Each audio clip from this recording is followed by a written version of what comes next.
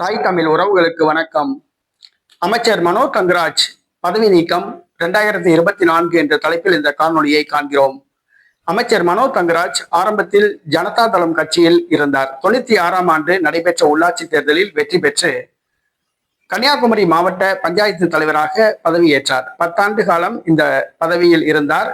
பின்பு திமுகவில் இணைந்தார். 2016ஆம் ஆண்டு நடைபெற்ற தமிழக சட்டப்பேரவை தேர்தலில் பத்மநாபபுரம் தொகுதியிலிருந்து தேர்வு செய்யப்பட்டார். 2021ஆம் ஆண்டும் அதே தொகுதியிலிருந்து தேர்வு செய்யப்பட்டார். கன்னியாகுமரி மாவட்டத்தை சார்ந்த ஒரு முன்னாள் அமைச்சர் சுரேஷ் ராஜன் அந்த தேர்தலில் தோல்வியடைந்தார். ஆகவே 2021ஆம் ஆண்டு நடைபெற்ற தமிழக சட்டசபை தேர்தலில் திமுக வெற்றி பெற்ற பொழுது எதிர்ப்பு ஏதுமின்றி மனோ தங்கராஜ் அமைச்சராக பொறுப்பேற்றார். தகவல் தொழில்நுட்பத்துறை அமைச்சராக பொறுப்பேற்றார். பின்பு பிடிஆர் அவர்களுக்கு இந்த துறை மாற்றப்பட்டது. அமைச்சர் மனோ தங்கராஜ் பால்வளத்துறை அமைச்சராக நியமிக்கப்பட்டார்.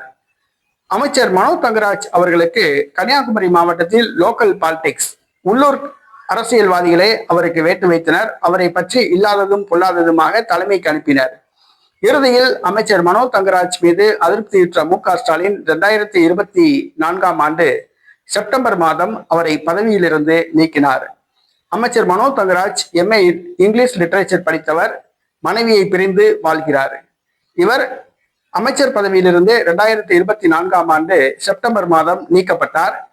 இவர் மீது கூறப்பட்ட குற்றச்சாட்டுகள் அனைத்தும் பொய் என தெரிய வந்ததால் மீண்டும் அவர் அமைச்சராக்கப்பட்டார். தற்பொழுது அமைச்சராக உள்ளார் மனோ தங்கராஜ். வருகிற சட்டசபை தேர்தலில் அவர் போட்டியிடுகின்றார்.